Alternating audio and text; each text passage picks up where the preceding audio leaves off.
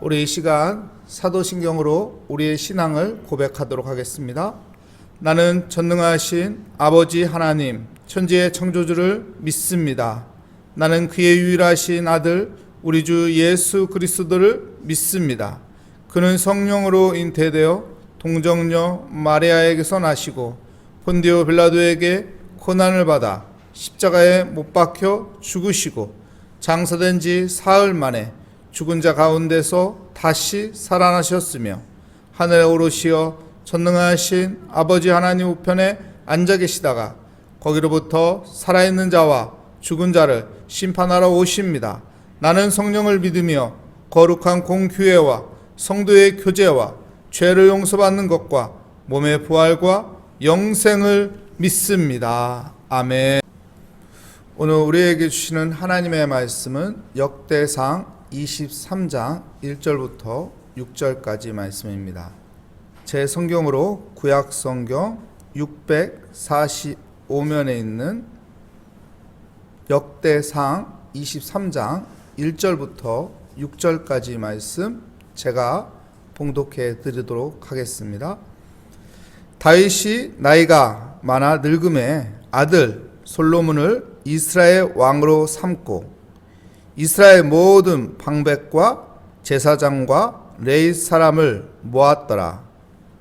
레위 사람은 30세 이상으로 계수하니 모든 남자의 수가 3만 8천 명인데 그 중에 2만 4천 명은 여호와의 성전의 일을 보살피는 자요 6천 명은 관원과 재판관이요 4천 명은 문지기요 4천 명은 그가 여호와께 찬송을 드리기 위하여 만든 악기로 찬송하는 자들이라.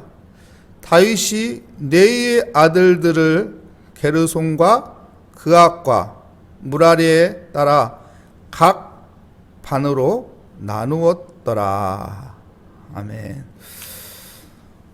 오늘 말씀의 제목은 신앙의 핵심이라는 제목으로 하나님의 말씀을 증거하겠습니다. 우리가 무슨 일을 할 때 그 일의 핵심이 무엇인지, 그 일의 중요시 여기는 것이 무엇인지 알고 우리가 일을 해야지 그릇된 일을 하지 않고 바르게 일을 할 수 있습니다. 그런데 그런 거 생각하지 않고 그냥 닥치는 대로 일하다 보면은 잘못된 일을 하게 되고 다시 처음부터 일을 시작해야 하는 그런 일이 종종 있습니다. 우리 신앙생활에 있어서도 우리 신앙의 핵심이 있습니다. 그 핵심을 우리가 알고 신앙생활을 해야지 열심히는 하는데 열심히 헌신을 하는데 그 핵심을 놓치고 신앙생활을 한다면은 얼마나 후회스럽겠어요. 그동안 수고한 것이, 그동안 헌신한 것이 정말 하나님이 원하시지 않는 헌신, 수고였다면은 그것이 아무 의미가 없는 아쉬움으로 남게 되는 것이죠. 오늘 다윗의 신앙생활을 통해서 우리가 신앙의 핵심이 무엇인지 다시 한번 생각하는 좋은 교훈이 되는 말씀입니다. 역대상 22장에서 다윗은 성전을 건축하기 위해서 무엇을 했나요? 그가 한 것은 성전 건축에 필요한 재료들을 준비하는 일을 했습니다. 그리고 오늘 역대상 23장에 와서는 다윗은 무엇을 하나요? 성전에서 예배드리기 위해서 필요한 조직을 만듭니다. 성전에서 그 성전 예배에 예배자들을 준비하는 조직을 형성하게 되는 것이죠. 근데 참 의아한 거는요, 오늘 본 말씀 1절 말씀에 보면 다윗이 나이가 많아 늙음에 아들 솔로몬을 이스라엘 왕으로 삼고, 다윗이 나이가 많이 들었어요. 그리고 이제는 더 이상 정치적인 일을 할 수 없는 위치가 되었습니다. 그 자리를 어떻게 해야 합니까? 이제 내려와야 하는 상황이 되었습니다. 그래서 솔로몬 그의 아들을 왕으로 삼습니다. 근데 다윗의 행동은 무엇인가요? 성전을 위한 일을 하는 거예요. 예배를 위한 일을 하는 거예요.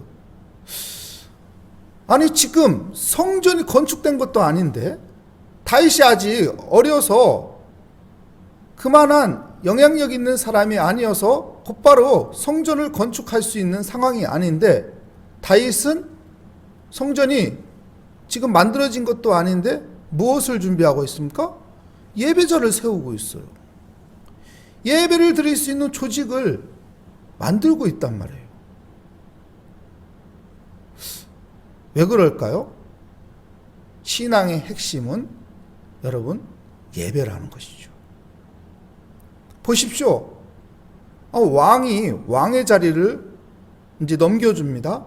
그러면은 그 아들이 정치를 잘 할 수 있도록 정부의 어떤 개편을 한다든가 어떤 장관들의 자리 위치를 바로 잡아준다든가 아니면 군사의 국방력을 탄탄하기 위해서 군사적인 조직들을 점검을 한다든가 이런 것들을 해야 하는데 다윗은 그런 것은 제쳐놓고 성전에서 예배드리기 위한 그 사람들 조직을 예배자의 조직을 편성하고 있습니다.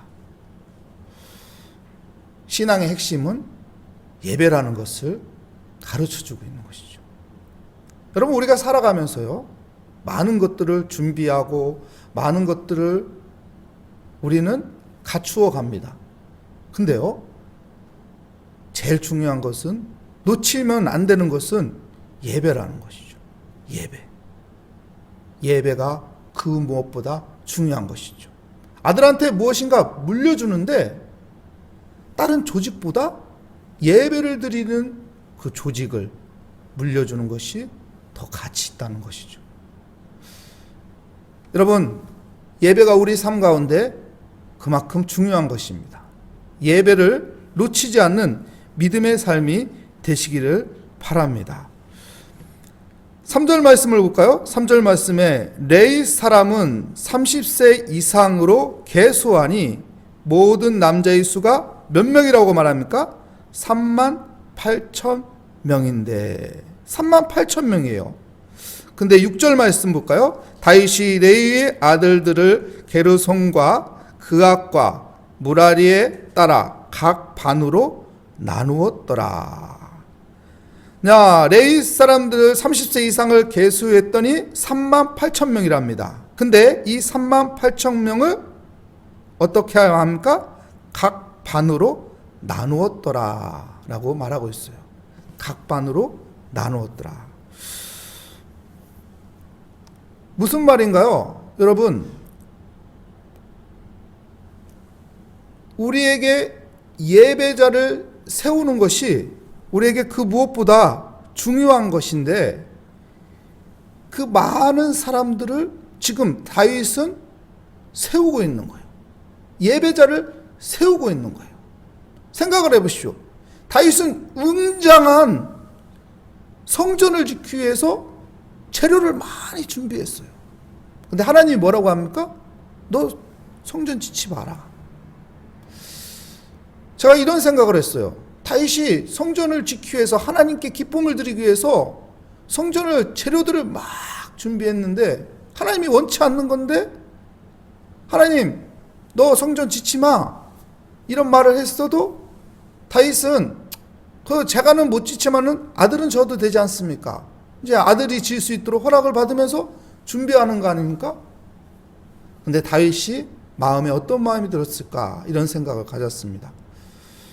아마 다윗은 그래 내가 이런 좋은 재료로 웅장한 아름다운 성전을 지어놓으면 뭐하나 예배자가 없으면 다 껍데기인걸 다 껍데기인걸 껍데기 갖고 있어봤자 뭐하나 아무 의미가 없는 거. 그 속에서 하나님을 만나고 그 속에 하나님의 임재가 있고 하나님을 예배하는 예배자가 있어야지 그래서 그 예배자를 세우는 일을 우선하지 않았을까, 이런 생각을 갖게 되었습니다. 여러분, 예배자를 세워가는 것이 그 무엇보다 중요한 것이죠. 예배자 한 명 한 명 세워가는 것이 하나님께 영광을 드리는 것이고 하나님 앞에 기쁨을 드리는 것이고 우리의 믿음을 하나님 앞에 보여드리는 것이죠. 여러분, 내가 그 예배자가 되시기 바랍니다. 내가 그 한 예배자가 되어지기 바랍니다. 그래서 예배자로 세워져서 교회가 만들어지고 하나님 앞에 영광 들리고 하나님의 임재가 있는 예배의 초소가 되어지는 복된 삶이 되시기를 축복합니다. 자, 계속 보겠습니다. 우리 4절 말씀에 보면은 또 이렇게 말합니다. 그 중에 24,000명은 여호와의 성전의 일을 보살피는 자요. 38,000명에서 그 중에 24,000명은 여호와의 성전을 일하는 사람으로 세웁니다. 여기서 우리가 더 깊이 생각해야 할 것은 각 반으로 나누었다고 말합니다. 근데 24,000명 이 숫자에 대해서 우리가 어떻게 생각해야 하냐면은 이 숫자를 1,000명씩 나누어서 24팀으로 만들었어요. 1년은 12달이죠. 그러면은 24팀으로 나누었으면은 12달에 그 사람들이 번갈아 가면서 돌아가면서 그 일을 감당하면은 15일씩만 하면 돼요. 15일씩. 그러니까 1,000명이 15일씩 감당합니다. 근데 그 1,000명이라는 사람이 그 성전에 들어가서 하나님의 일을 하잖아요. 근데 그냥 나는 내가 저 일해야지. 나는 저 일해야지. 똑같은 일을 많은 사람들이 몰려갈 수도 있어요. 그래서 다윗이 지혜를 가진 건 뭐냐면은 제비를 뽑는 거예요. 제비 뽑아서 내 역할은 이거구나. 내 역할은 이거구나. 그 뽑힌 대로 내가 그것을 감당하게 돼 있던 것이죠. 무엇일까요? 여러분, 예배의 핵심을 가지고 살았던 다윗. 그래서 예배자를 세웠고, 두 번째로 그가 한 것은 무엇이냐면은 예배에 최선을 다하는 것입니다. 예배에 집중하게 만드는 것입니다. 예배의 헌신을 가치 있게 만드는 것입니다. 정말로 하나님의 임재가 있고 하나님을 만나고 하나님이 원하는 예배를 만들기 위해서 그는 예배에 집중할 수 있게끔 조직을 만든 것이죠. 이 일은요, 여기 구약에서 이 일이 신약에까지 넘어갑니다. 우리 누가복음 1장 7절부터 13절 말씀 한번 마지막으로 보겠습니다. 누가복음 1장 7절부터 13절 말씀입니다. 제가 읽으면서 함께 나누도록 하겠습니다. 엘리사밧이 잉태를 못함으로 그들에게 자식이 없고 그 두 사람의 나이가 많더라. 8절 보겠습니다. 마침 사가랴가 그 반열의 차례대로 하나님 앞에서 제사장의 직무를 행할세. 엘리사밧하고 사가랴는 부부예요. 근데 그들이 나이가 많이 먹었어요. 아이를 갖고 싶었는데 아이가 없었어요. 사가랴는 제사장입니다. 레위 사람이고 제사장이에요. 근데 뭐라고 합니까? 8절 말씀에 마침내 사가랴가 그 반열의 차례대로, 그러니까 제사장이니까 그 1,000명에 들어간 거예요. 성전에 들어가서 일하는 그 1,000명이 들어간 거예요. 근데 1년의 기회는 며칠 있습니까? 15일밖에 없는 거예요. 돌아가면서 들어가기 때문에. 그러니까 그 반열의 차례가 됐어. 이번엔 내가 들어갈 수 있는 차례가 됐어요. 그 직무를 행할 차례가 되었다고 말하죠. 9절 말씀 보겠습니다. 제사장의 전례에 따라 어떻게 합니까? 제비를 뽑아 주의 성전에 들어가. 제비를 뽑았어요. 근데 그의 역할은 무엇으로 당첨됩니까? 분향이에요. 들어가 분향하고 모든 백성은 그 분향하는 시간에 밖에서 기도하더니 11절 보겠습니다. 주의 사자가 그에게 나타나 향단 우편에 선지라. 12절 사가랴가 보고 놀라며 무서워하니. 13절 천사가 그에게 이르되 사가랴야 무서워하지 말라. 너의 간구함이 들린지라. 내 아내 엘리사벳이 내게 아들을 낳아주리니 그 이름을 요한이라 하라. 사가랴에게 기회가 되어서요 분양하는 일을 하나님께서 허락해 주신 거예요. 그리고 거기에서 자기에게 주어진 찬스를 통해서 하나님 앞에 기도했는데 하나님께서 그의 마음을 보시고 어떻게 합니까? 긍휼히 여겨서 아들이 없었는데 아들을 줬어요. 그 아들이 누구입니까? 세례 요한이에요. 무엇을 이야기하는 걸까요? 그들에게 1년에 15일밖에 안 줘요. 기회, 찬스. 이 조직은요 다윗 때 만들어진 거예요. 다윗 때 만들었는데 구약시대 때 다윗이 예배의 중요성을 만들기 위해서 이 조직을 만든 건데 신약시대 때까지 계속 이어지는 겁니다. 사가랴는 어떤 마음 가졌을까요? 자기에 주어진 이번에 좋은 찬스인데 대충 할까요? 대충 하다 나오지. 아니죠. 자기에게 주어진 찬스인데 15일밖에 없는데 자기에게 무엇은 직무를 줄지 모르지만은 그곳에서 내가 하나님을 만나야 하는데 하나님의 임재가 있는 그 성전에 들어가 내가 하나님을 만나는 귀한 자리인데 그냥 대충 하고 할까요? 내게 주어진 찬스인데 최선을 다해서 정말 집중해서 내 마음과 정성을 다해서 하나님을 예배하는 것이죠. 우리에게 그 예배의 중요성을 이야기하는 거예요. 그냥 대충 그냥 한 끼 때우듯이 하는 것이 아니라 정말 중요하게 정말 이 예배에 가치 있게 이 예배에 나의 목숨과 같이 정말 간절하게 나에게 주어진 한 번밖에 없는 올해에 한 번밖에 없는 찬스다. 이런 마음으로 예배를 드릴 때 그 예배는 가치 있는 것이고 그 예배는 소중한 것이고 그 예배 속에서 하나님을 만나는 것이고 그 예배 속에 하나님께서 그의 진실한 마음을 보시고 그를 긍휼히 여기시고 하나님의 은혜가 함께하는 예배가 되는 것이죠. 우리에게 예배가 중요한 것을 우리가 알고 있습니다. 여러분, 내가 그 중요한 예배자라는 것을 기억하시고 그 예배를 통해서 우리가 하나님을 만나고 하나님의 임재가 우리의 예배 가운데 있는데 우리의 예배를 정말 최선을 다해서 정말 집중해서 우리가 하나님 앞에 예배드리는 그런 예배자로 서 있기를 축복합니다. 기도하도록 하겠습니다. 하나님 감사합니다. 주의 은혜 감사합니다. 하나님, 나는 예배자입니다. 하나님, 내가 예배를 소홀히 하지 않게 해주시고 최선을 다해서 내 마음과 정성을 다해서 정성스럽게 하나님 앞에 집중하며 하나님 예배드리는 예배자가 되게 하여 주시옵소서. 그래서 내가 드리는 예배 그 자리에 하나님의 임재가 있고 내가 하나님을 만나고 하나님께 영광 돌리는 예배가 되게 하여 주시옵소서. 주께 감사드리며 예수 그리스도의 이름으로 기도합니다. 아멘. 하늘에 계신 우리 아버지, 아버지의 이름을 거룩하게 하시며 아버지의 나라가 오게 하시며 아버지의 뜻이 하늘에서와 같이 땅에서도 이루어지게 하소서. 오늘 우리에게 일용할 양식을 주시고 우리가 우리에게 잘못한 사람을 용서하여 준 것 같이 우리 죄를 용서하여 주시고 우리를 시험에 빠지지 않게 하시고 악에서 구하소서.